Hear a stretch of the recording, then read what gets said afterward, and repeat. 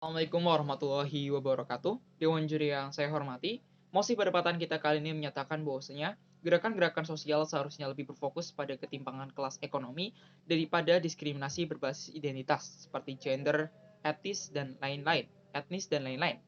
Namun pada mosi perdebatan kita kali ini, kami sebagai tim oposisi sangat tidak menyetujui adanya mosi perdebatan kita kali ini dengan memberikan beberapa alasan yang akan kami masukkan ke dalam argumentasi kami kali ini. Sebelum memasuki ke dalam argumentasi, marilah kita lihat sanggahan terhadap dua argumentasi utama yang dibangun oleh rekan-rekan tim pemerintah, di mana kami sangat tidak menyetujui adanya mosi perdebatan kita kali ini, terutama argumentasi dari tim pemerintah tentang yang pertama, bahwasanya kami tidak setuju bahwa pembelaan terhadap kaum tertentu akan menindas kaum yang lain. Mengapa? Karena gerakan-gerakan sosial ini hanyalah sebuah penuntutan tentang sebuah keadilan yang ingin mereka dapatkan akibat penindasan, dalam hal ini adalah diskriminasi terhadap identitas mereka. Contohnya banyak sekali gerakan-gerakan yang menindas kaum-kaum tertentu. Kemudian kaum-kaum itu menuntut bahwasanya mereka tidak ingin ditindas. Ketika mereka menuntut suatu keadilan, bukan berarti orang-orang yang dituntut akan kehilangan suatu uh, identitas mereka atau mendiskriminasi kaum yang lain. Hal ini bisa dibuktikan dari banyaknya gerakan feminisme. Gerakan feminisme yaitu gerakan tentang pemulihan hak-hak wanita, kemudian pengembalian hak-hak wanita, dan juga penyetaraan gender tentang hak-hak wanita tidak membuat kaum laki-laki menjadi terdiskriminasi. Hal ini juga menunjukkan bahwasannya apa yang disampaikan oleh rekan-rekan dari tim pemerintah tidak menunjukkan suatu kejelasan yang pasti. Contoh lain adalah gerakan Black Lives Matter, di mana gerakan ini tidak membuat orang-orang kulit putih menjadi tertindas. Gerakan Black Lives Matter adalah gerakan yang dilakukan oleh orang-orang berkulit hitam yang merasa tertindas bahwasannya mereka ingin dikembalikan hak-hak mereka sebagai seorang manusia dan hak-hak mereka sebagai seorang warga negara agar diperhatikan dengan sama, baik dari pemerintah maupun orang lain. Tentu saja gerakan Black Lives Matter tidak membuat orang-orang kulit putih menjadi tertindas akibat adanya gerakan penuntutan terhadap orang-orang kulit hitam untuk mendapat keadilan. Saya juga tidak setuju jika isu-isu yang dibawa hanya bersifat sekretariatan atau sekretarian, di mana hanya mewakili kelompok tertentu. Tentu saja kelompok yang diwakili dalam identitas ini adalah kelompok yang jumlahnya besar, sehingga mewakili sebagian golongan yang sangat besar, dan jumlahnya ini bisa mewakili banyak orang. Contoh saja gerakan feminisme yang mewakili kelompok wanita, yang saat ini kelompok atau jumlah gender wanita jauh lebih banyak daripada populasi laki-laki. Oke lah Dewan Juri yang terhormat, marilah kita masuk ke dalam definisi mosi perdebatan kita kali ini. Bahwasanya ketimpangan kelas ekonomi yang saya maksud pada perdebatan kita kali ini adalah perbedaan kelas ekonomi, yaitu perbedaan antara kekayaan orang yang kaya dan orang yang miskin yang terlampau jauh. Dan diskriminasi pada perdebatan kita kali ini saya definisikan sebagai suatu bentuk penindasan, perampasan hak, kekerasan, pengucilan, penghilangan identitas, dan lain-lain. Oleh oleh karena itu, kami mengangkat dua argumentasi utama pada mosi perdebatan kita kali ini yang akan menjawab tentang alasan-alasan kami tidak menyetujui mosi perdebatan kita kali ini. Yang pertama adalah tentang gerakan sosial yang berbasis identitas masih sangat diperlukan pada masa-masa seperti ini. Dan yang kedua, isu ketimpangan ekonomi tidaklah cocok dijadikan suatu gerakan sosial. Marilah kita masuk ke dalam argumentasi kami yang pertama, mengapa gerakan sosial berbasis identitas masih sangat diperlukan di saat-saat seperti ini. Bisa kita lihat bahwasannya untuk mencapai suatu keadilan tertentu perlu diadakannya suatu perlawanan, baik perlawanan secara langsung maupun perlawanan secara politik. Dalam hal ini adalah yang dimaksud dalam gerakan-gerakan sosial.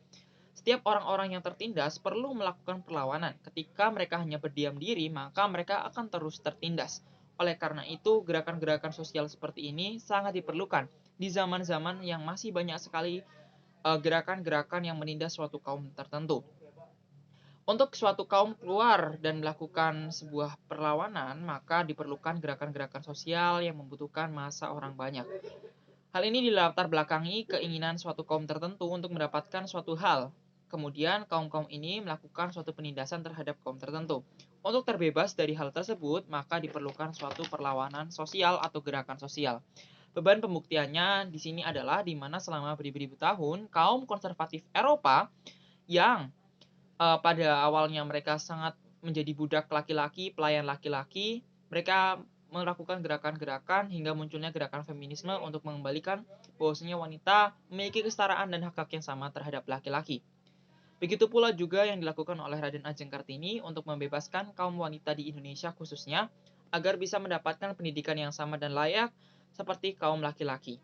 Oleh karena itu, Ketika tidak ada gerakan-gerakan yang dilakukan seperti kaum konservatif Eropa untuk mengembalikan jati diri wanita asli, dan juga yang dilakukan oleh RK Kartini dalam mendapatkan pendidikan bagi kaum wanita, maka tidak akan ada yang namanya sebuah keadilan tercapai apabila gerakan ini tidak dilakukan.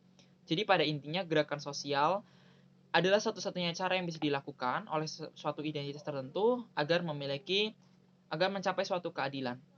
Alasan yang kedua adalah meningkatnya isu-isu rasisme di era sekarang yang semakin gencar.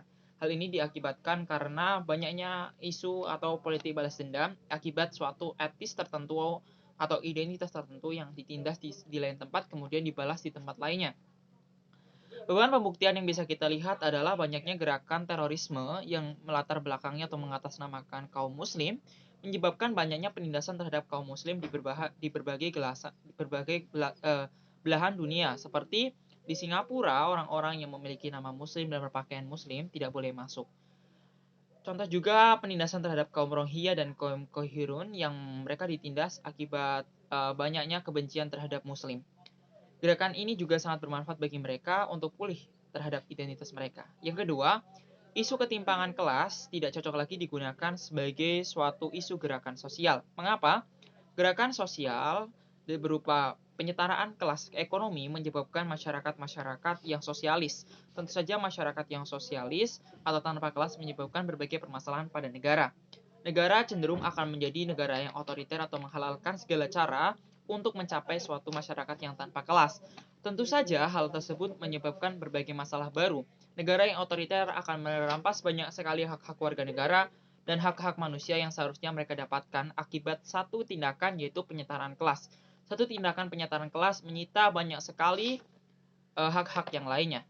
Kemudian juga perbedaan kelas ekonomi tidak menjadi alasan terjadinya berbagai macam jenis tentang kejahatan atau meningkatnya kejahatan, karena ini adalah hanya narasi tentang keamanan saja, bukan masalah ketimpangan ekonomi. Ketika kejahatan meningkat berarti keamanannya sedang menurun, bukan berarti ketimpangan ekonomi bisa dijadikan alasan untuk uh, banyaknya kejahatan. Oleh karena itu mungkin itu saja yang bisa saya sampaikan, kurang lebihnya mohon maaf. Wassalamualaikum warahmatullahi wabarakatuh.